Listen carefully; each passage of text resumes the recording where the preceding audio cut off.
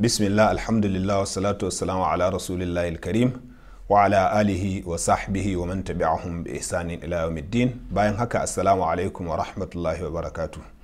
Kamar yadda waɗansu daga cikinku suka riga suka samu labari, shugaban hukumar EFCC wato Malam Ibrahim Magu, kuma wanda shine shugaban wato kungiyar shugabannin hukumomi masu yaƙi da cin hanci da rashawa na West Africa, ya zo nan London wannan juma'ar da ta gabata, kuma ya gabatar da makala akan yaƙi da cin hanci da rashawa wato a Afirka a Queen Mary University of London, wanda bayan ya gabatar da wannan makala aka ba da daman tambayoyi na yi wa shi Ibrahim Magu tambayoyi akan waɗansu abubuwa da suke damun da yawa daga cikin 'yan Najeriya, sannan kuma ya ba da ansoshi. Saboda haka na ga ya kamata in yi wannan tsokaci domin in sanar da ku abin da ya faru tsakanina da shi, kuma ina nan ina ta neman bidiyo ɗin abin da ya faru don in saka kowa ya ga wato tambayoyin da na masa da kuma ansar da ya bayar. Amma kafin in samu wannan bidiyo, wato bari in yi ɗan mana bayani a takaice akan abin da ya kasance tsakanina da shi. Wato kamar yadda na ce, shi Magu ya gabatar da lecture ne akan yaƙi da cin hanci da rashawa a Afirka, kuma a cike bayanai akan matakan da hukumomin yaƙi da cin hanci da rashawa na ƙasashe daban-daban a Afirka suke ɗauka domin yaƙar wannan matsala da ta zama wa Afirka, ko kuma take ci ma Afirka tuwo a ƙwarya, ta zama mata wato kamar ƙarfen ƙafa wadda ta hana ƙasashen Afirka ɗin samun zaman lafiya da ci gaba kamar yadda ya dace. To a cikin wannan lacca, kamar yadda mai sauraro zai yi tsammani, Ibrahim Magu ya yi bayanai akan matakan da suke ɗauka su a matsayinsu na EFCC a Najeriya, da kuma nasarorin da ita hukumar ta samu a ƙarƙashin jagorancin shi. A ciki ya yi bayani cewa a shekararsa ta farko wato sun samu hukunce-hukunce kimanin guda 200 a kotuna akan mutane waɗanda suka yi ba daidai ba ko kuma suka yi badakala da kuɗin al'umma. Sannan kuma a shekara ta biyu an samu kimanin hukunce-hukunce 200 su ma. Sannan kuma sai ya bayani cewa a cikin wannan shekarar da muke ciki,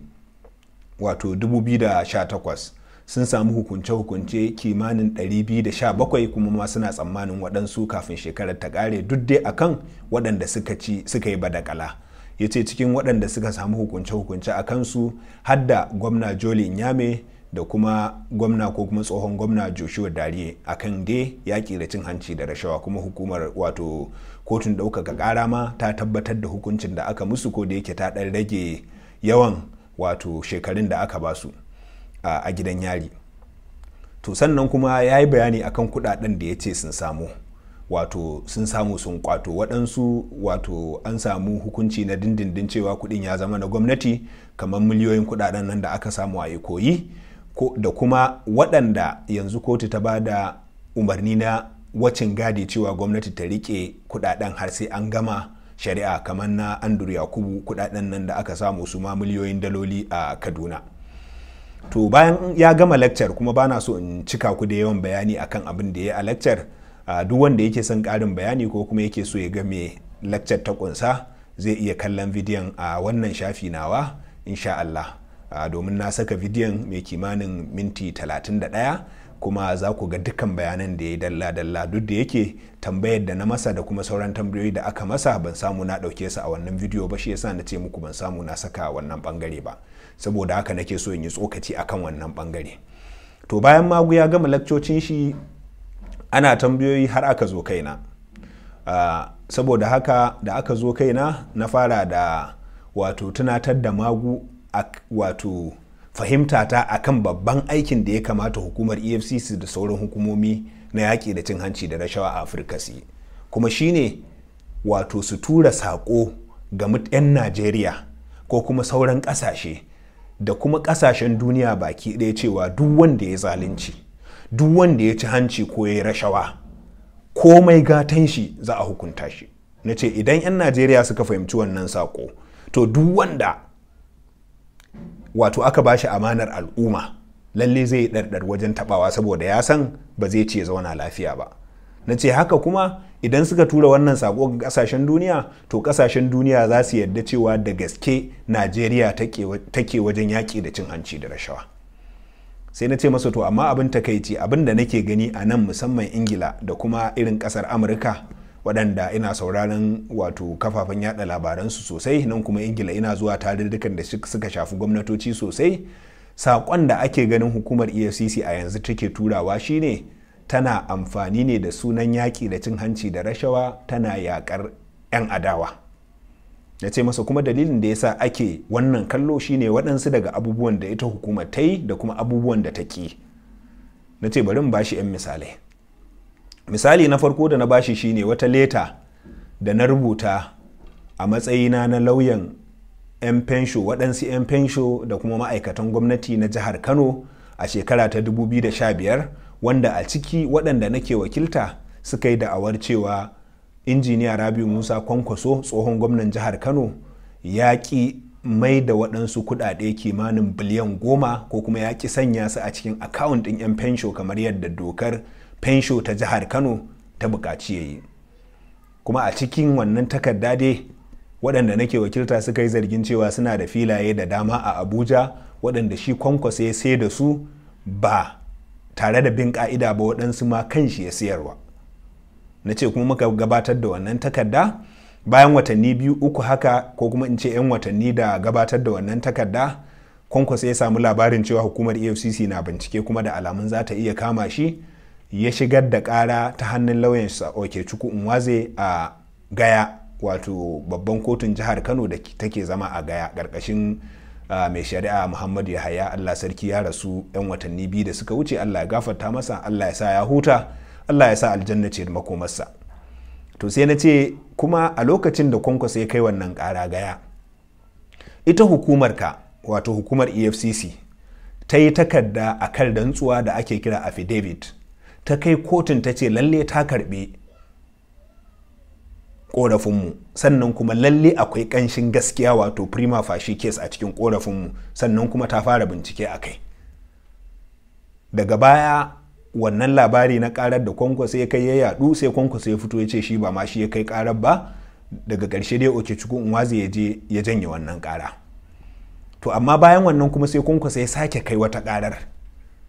babbar kotun jihar Kano da take zama a Mila Road ƙarƙashin jagorancin Justice Faruk Lawal. Wato a wannan kotu Kwankwaso ya nemi ko kuma ya yi da'awar cewa wannan takarda da muka rubuta har BBC da sauran kafafen yada labarai suka buga ya ci masa zarafi, ya ci fuskansa, ya bata masa suna, saboda haka ya nemi kotu ya ta biya shi ko kuma ta sa waɗanda nake wakilta su biya shi kimanin wato naira biliyan 100 na wato a matsayin diyar bata masa suna da aka yi. Muka yi wannan shari'a, ni na wakilci waɗannan 'yan fensho da ma'aikata. Muka yi wannan shari'a, kotu ta kori shari'ar Kwankwaso ko kuma ƙarar Kwankwaso ta ki bashi ko kobo, sannan kuma ta tabbatar da cewa hatta shaidan da shi Kwankwaso ya kawo kotu ya tabbatar wa kotu cewa mun bata masa suna, ya tabbatar mata cewa wannan kuɗaɗe da ake zargin Kwankwaso bai sa su cikin akawun ɗin wato 'yan fensho ba gaskiya ne ba a sa su ba. Kotu ta ce saboda haka da'awar da muka yi akwai ƙanshin gaskiya a ciki, ba a yi ƙarya ba, ba a bata masa suna ba, ta kori ƙararsa. To amma duk da haka hukumar EFCC sai ta ki binciken Kwankwaso, kila saboda a lokacin yana cikin jam'iyyar APC kuma ma sanata ne, sannan yana ɗasa da gwamnati a lokacin. To amma abin takaicin shine a watan Oktoban 2016 sai shugaban hukumar EFCC reshen jihar Kano ya fito ya gaya manema labarai cewa ba sa binciken Kwankwaso, su ba su ma taɓa karɓar ƙorafi akan Kwankwaso ba. Bayan sun je kotu sun ce sun karɓa kuma akwai ƙanshin gaskiya a ciki, suna ma bincike. Na cewa Magu, to kaga irin wannan abin da kuke yi shi yake nuna cewa kamar wato shi yake tura sako cewa kamar iyayen adawa kuke yaƙa. Na ce masa bayan haka kuma kwana-kwanan nan jiyan nan tun da ran juma'a aka yi maganar, na ce jiyan nan Alhamis aka rawaito ka kana cewa manema labarai ba za ku binciki bidiyon da ake zargin Ganduje da karban cin hanci da rashawa har na kuɗi naira wato dala miliyan 5 ba, kuma ka ba da dalilai guda biyu. Na farko ka ce gwamna ne da yake kai, na biyu kuma ka ce wato magana tana kotu. Na ce masa to amma zan yi mamaki mai girma ciyaman idan ka ce min baka san akwai shari'ar da kotun koli ta yi na fire hemi against Inspector General of Police wanda aka rawaito a mujalladi na 7 na Nigerian Weekly Law Report a shekara ta 2002, wanda a ciki kotu ta tabbatar da cewa kotun koli ta tabbatar da cewa hukumar 'yan sanda da kuma irin hukumar ku na da iko ta binciki duk wani gwamna da ake zargi. Kawai abin da ba za ta iya yi ba shine ba za ta iya kai shi kotu ba, kuma ba za ta iya wato kama shi ta yi arresting din shi ba, amma za a iya binciken shi. Na ce kuma kai da yanzu kake gaya manema labarai cewa ba za ku binciki Ganduje ba saboda gwamna ne, ku ne kuma ko ga binciki Fayoshe lokacin yana gwamna. Ce kaga wannan sako ne da yake tura mutane cewa ba lalle yaki da cin hanci da rashawan kuke ba. To anan sai Ibrahim Magu ya tsaye da ni ya ce to shikenan yanzu ba ni takardar da kace kun rubuta korafin da kuka rubuta akan Kwankwaso zan bincika. Na ce masa to in Allah yadda zan tura muku. Sai ya ce a ka bani yanzu. Na ce masa to ai takardun suna Kano tunda lokacin ina Kano na rubuta, amma in Allah yadda zan tura ta email ɗinku, ku bani email ɗin. Sannan sai na ce masa to amma ai yanzu ba iya magana Kwankwaso ake ba, tunda yanzu Kwankwaso ma ya bar jam'iyyar. In dai aka bincike shi yanzu to dai kamar magana bayan aka koma. Sai na ce masa so nake yanzu kai ma mutane alkawari a nan, kai wa 'yan Najeriya alkawari a nan a yanzu cewa za ku binciki sahihancin bidiyon da ake yada akan Ganduje. Idan gaskiya ne ku yada ku nemi a hukunta shi, idan kuma ba gaskiya ba ne ku sanar da al'umma cewa bidiyon nan da ake yada akan Ganduje ba gaskiya ba ne. To nan ma dai sai Ibrahim Magu ya sake waskewa, ya ki yadda cewa ya ce za su binciki Ganduje, ya ce wai ai su za su iya binciken duk wanda ake zargi. Na ce masa to ai yanzu magana muke, kawai so muke kaɗau alkawari za ku binciki Ganduje, amma yake. Tambaya wajen 3 na yi masa akan binciken Ganduje, amma ya dinga kaucewa ya ke faɗa. To gaskiya a lokacin da shugaba Muhammadu Buhari yake yakin neman zaɓe, kuma ɗaya daga cikin dalilan da suka sa mu muka fito muka goyi bayan shi jini da fata shine alkawarin da ya cewa za a yaƙi cin hanci da rashawa ba sani ba sabo. Kuma abin takaici yanzu ba abin da muke gani hukumar EFCC tana yi ba kenan tsakani da Allah. Idan har za a bincike Ayodele Fayoshe yana gwamna, sannan a kai shi kotu daga saukar shi daga gwamna, idan har za a dinga toshe akawun ɗin waɗansu jihohi daidai lokacin da gwamnoninsu wato aka zargi gwamnoninsu, me dalilin da hukumar EFCC ba za ta binciki wato Ganduje ba?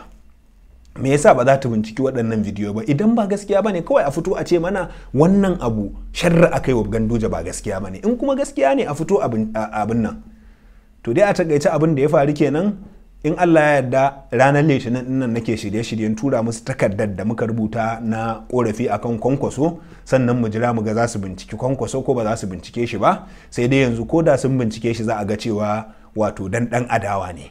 Amma babban abin da nake ganin EFCC ya kamata ta yi shine ta binciki bidiyon da ake zargin Ganduje, ta binciki irin su Babacir David Lawan, mu ga an kai su kotu. Duk da yake an ce an taɓa gayyatar shi so ɗaya ko so ɗaya ba a rike shi ba, mu ce dole sai a rike shi ba, amma kamata a gabatar da shi gaban kotu.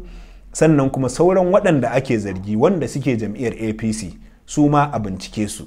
Idan aka yi haka to za mu yi nasarar turawa dukkan ƙasashen duniya sako cewa bayan adawa muke yaƙa ba, kuma da gaske muke wajen yaƙi da cin hanci da rashawa, kuma hakan zai dawo mana da mutuncin ƙasarmu. Amma matuƙar hukumar EFCC za ta zaɓi waɗansu ta yi bincike a kansu kamar su Fayoshe, sannan kuma ta dinga kauce-kauce a kan waɗansu kamar su Ganduje, kamar su Kwankwason a da saboda yana jam'iyyar. Kaga dai zargin fa biliyan 10 muka yi a kan Kwankwaso, aka ƙi bincikarsa saboda yana APC a lokacin, amma kuma aka gurfanar da Malam Ibrahim Shekaru akan miliyan 25, can fa biliyan 10 nan miliyan 25. Ina goyon bayan wato gurfanar da Shekaru da wato